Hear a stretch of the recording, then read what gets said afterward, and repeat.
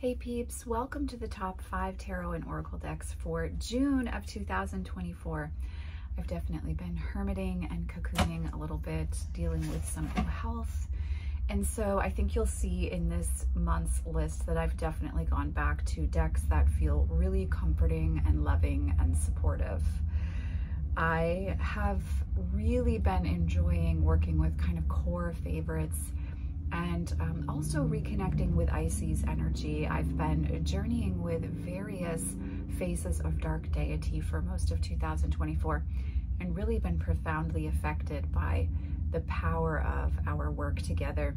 But there has been a real sense to come back to Isis and Satan as being able to be supportive of where I am in my own need for kind of self-care, self-nurturing, due to low energy levels. So yeah, I'm really excited to share with you guys what I've been working with. So I have 2 honorable mentions for this list because I've been working with a lot of beloved decks, and just I've also been doing of course, as always, readings for clients this month, and so these 2 decks have come forward a lot for clients. So the first honorable mention is the Antique Anatomy Tarot.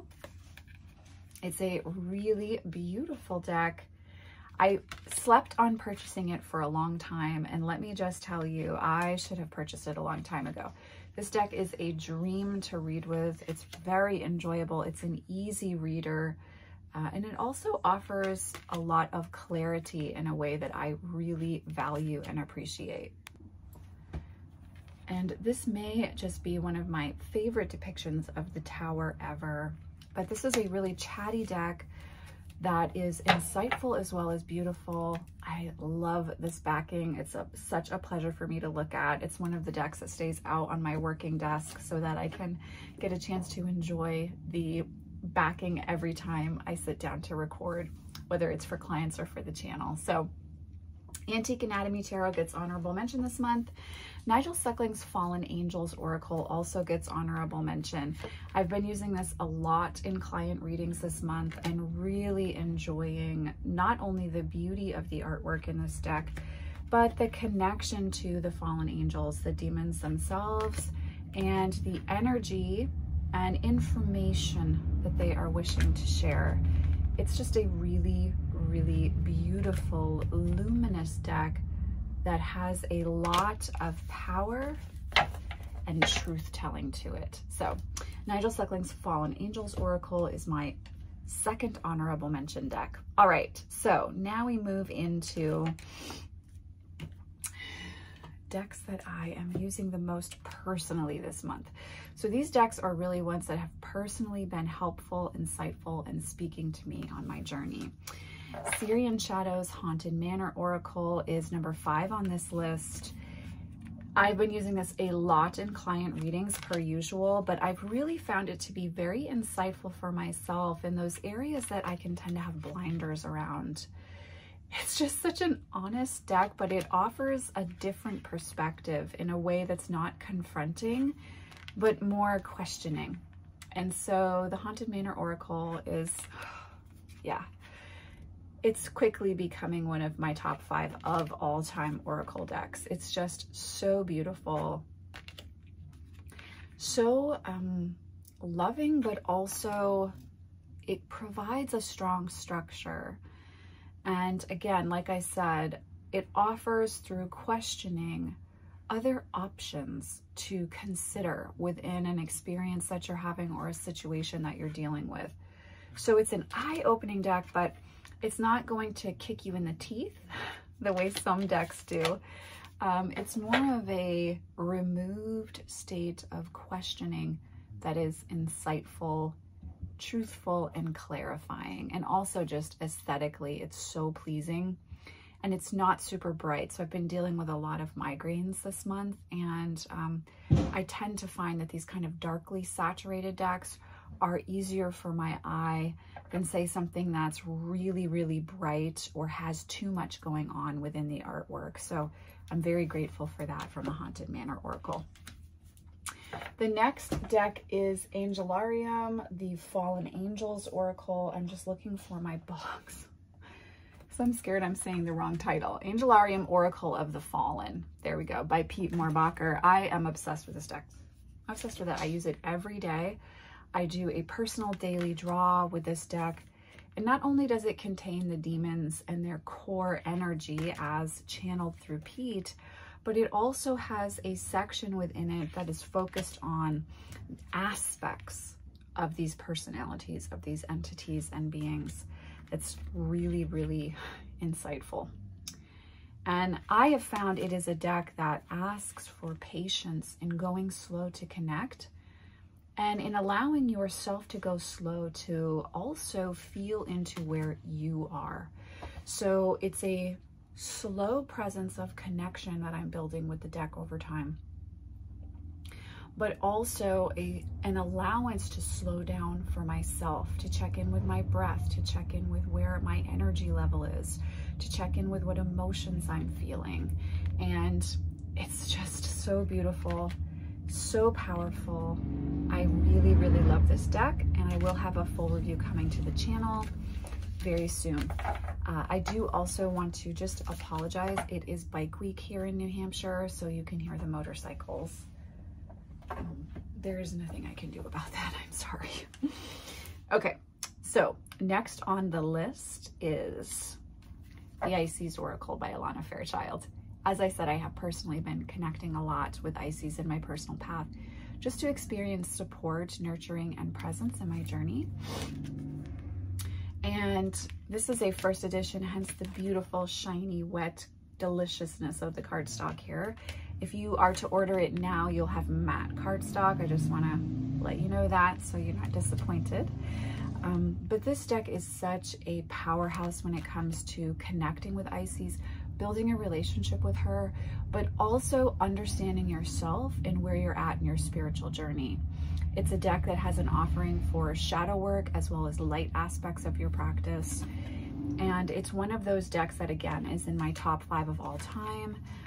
I come back to this deck again and again, especially in those times when I feel low energy, tired, wanting to feel a sense of support, protection, and presence from the goddess on my journey. And I do feel it is so powerfully representative of Isis that the chance to connect with it in this way is just such a profound gift that I'm so grateful for. I love this deck. It's quite possibly my favorite Alana Fairchild Oracle deck of all time. And it just means a lot to me to be able to come back to it again and again and again. It's a beautiful thing to get far enough along in your practice that you have those core tools that you can come back to, that you've built a relationship of trust around. And for me, it is so very true that it is the case with the Isis Oracle. Next on the list is Brian Froud's Fairies Oracle. I usually work with Heart of Fairies Oracle, which I believe is still out of print. Hold on, guys, I just need a sip of water. The pollen count was through the roof here today, and I'm just, my throat is not jazzed about it. I typically work with the Heart of Fairies Oracle at times like this in my path, but I have been feeling such a profound pull to the Fae. In fact, my Litha offering, which we will be observing next week for those who are called to participate, I will put the link in the description box below. But my Litha observance is built around the Fae. And I'm not someone who considers myself an intimate connector towards the Fae, other than the old ones. And I've really been profoundly hearing their voices a great deal, especially in the month of June. It's kind of been building in energy as the days go on. And I was really feeling called to work with the Fairies Oracle, not the Heart of Fairies Oracle this time. And it's been a joy and a breath of fresh air to reconnect with this deck, to connect with the trickster, dirty, earthy, old vibes that this deck carries within it. And the guidebook is such a treasure, guys. I cannot recommend the Fairies Oracle guidebook enough. If you really want to build relationship with the Fae, that guidebook has everything within it that you need to start building that relationship. Again, I just like the gritty, earthy, dirty feel to so many of the cards in this deck, as well as the divine illumination that you can connect with within these entities, energies, and beings. So this has not only been a preparation as a priestess to step into observance space for Litha, it's also been a way to reconnect with and build relationship with the Fae as I move throughout the month. So that is the Fairies Oracle by Brian Froud. That is number 2 on the list. And then my number 1 deck this month is my beloved TOV, Tarot of Vampires by Ian Daniels. This is my original edition. It's very old, as you can tell, very well worn in. I've edged it in red marker and I have trimmed the edges. So if you are wanting to purchase this deck, it's not going to look like this when you purchase it. It's been heavily personalized. But I love Tarot of Vampires. It's my number 1 deck of all time. It's my husband deck. It's my partner deck. It's the deck that I come back to again, time and time again. And it just speaks so truthfully, so lovingly, but so, it's so honest and real. And there are so many layers to this deck that it just never gets boring. I don't ever get bored of working with this deck. I draw from this deck every day. I have for well over a decade now. And it's my best friend. And it's the most powerful tool I have for channeling and connecting with deity and guides. So I'm profoundly grateful for this deck again, just as I am with the Isis Oracle.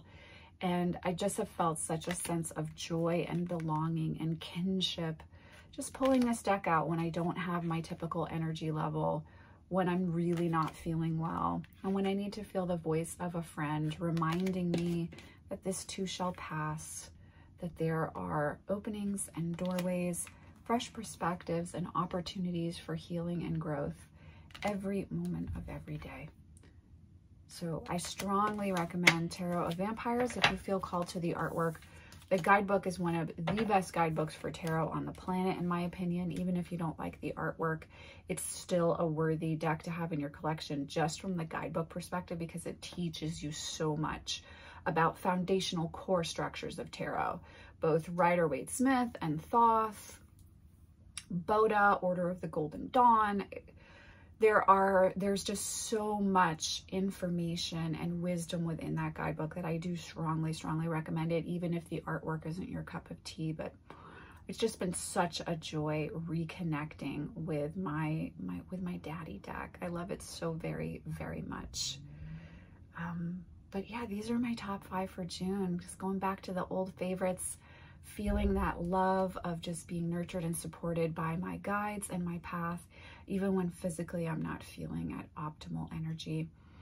I would also say if you're looking to connect with dark deity, Tarot of Vampires is a wonderful way to build that connection and relationship. I do consider it to be a really effective tool to communicate with Satan and Lilith, with Babylon, with Dark Venus, with these faces of the shadow realm that can offer us such wisdom and support in times of gravity, you know, when maybe we don't feel as lighthearted as we would like to.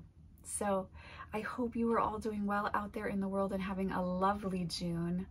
I am sending you, as always, much love, oceans of love, many blessings, and I will of course see you in the next video. Take care.